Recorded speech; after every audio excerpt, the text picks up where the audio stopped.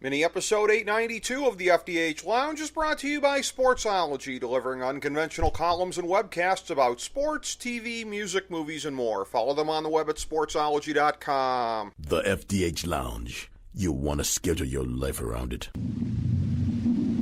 A long time ago, on a gloomy, wet Cleveland spring night, two men stand alone amidst the late-night drizzle.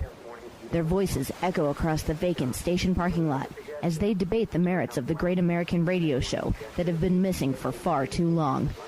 On that night, an idea was born. That idea became the FDH Lounge.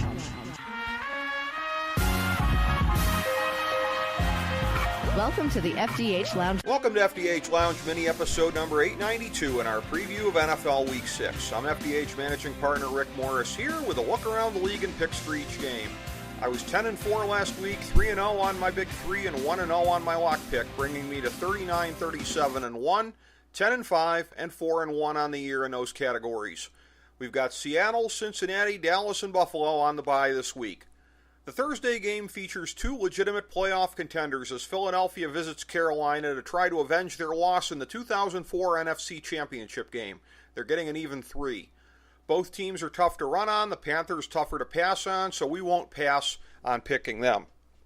The league's worst team of 2017, if not all time, the Cleveland Browns, travels to Houston, getting 11 up from 10.5. With the Brownie defense at least looking a little bit better, as well as the slightly less error-prone QB Kevin Hogan, look for them to eke out a backdoor cover. Two of the league's dome teams square off when Detroit goes to New Orleans, getting 4.5 after an open of 3. Sean Payton's great off of a bye, but the Saints are overdue for some turnovers against the defense that forces them. Take the Lions. How's this for a number that you wouldn't have expected before the season? The Dolphins are coming to Atlanta getting 13.5 up from 9 off a win, no less. But when you look inside the numbers, you understand a little bit better. Miami really hasn't faced a potent offense yet, and the Falcons are due for a get-well game, plus they're coming off the bye. Lay the points. Roll this sentence around in your head. The Jets host the Patriots with these teams tied for first place in the AFC East. New York is getting 10.5. The Jets have been good against the spread in this series the last few years, a worm that's due to turn, plus the Pats have a few extra days, so take them. Two teams who are far removed from their 1980s glory days renew their rivalry when the Niners come to D.C. getting 12.5 up from 9. Coming out of a bye with brutal games ahead, it's hard to see the Redskins getting up for this game enough to cover, so we'll pick them not to. Two of the league's biggest surprises of the season clash when the LA Rams journey to Jayville, getting 2.5 points in a game that started as a pick'em. Hat tip to USA Today for this stat. The Rams are 3-0 when Todd Gurley gets 20 or more touches in a game this year, 0-2 when he doesn't. Since the Jags are soft against the run and stout against the pass, LA will follow their familiar path to a cover. The Los Angeles Chargers and Oakland Raiders have not squared off since the early days of the AFL, but they meet up again on Sunday in the Bay Area. As with Tampa, this is a macro-level pick as we expect the Raiders to make the playoffs and to restart their run here. Because Vegas is being stupid about this game and not giving us a line yet, we'll set a provisional one, take Oakland if they're laying 5.5 or under.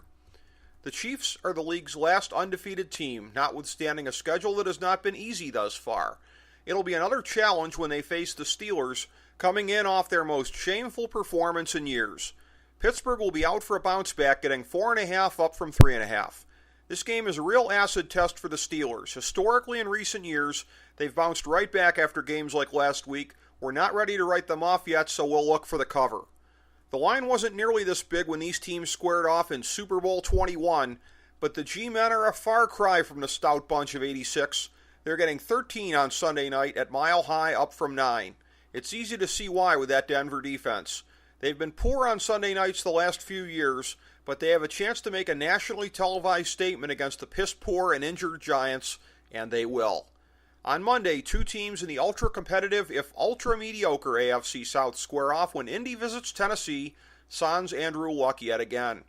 As with a few other games this week, this is a macro-level play as we pick the Titans to make the playoffs, and they'll need this one to make it there. Once again, no line. Thanks, Vegas. So our provisional play is Tennessee, unless they're laying more than 7.5. Now for the big three. It's a battle of two teams that have been very uneven so far, when Chicago comes to Baltimore, receiving 7 up from 6.5. With the Ravens' rout of the Raiders, sans David Carr last week, they're establishing themselves as a classic bully team, able to beat up on weak sisters and not anybody else, so take them here. The Packers visit Minnesota, laying 2.5 down from a field goal. Green Bay's pass defense has quietly been a bit better this year, so the pick will be for the Vikings not to be able to keep up. And now for our 1,000-star gold-plated lock of the millennium for NFL Week 6. Southeast meets Southwest when the Bucks journey to the desert in a pick'em with the Cards. This is again more of a macro-level pick for us, as we had Tampa in the playoffs this year, and they won't get there without wins in games like this. They will win.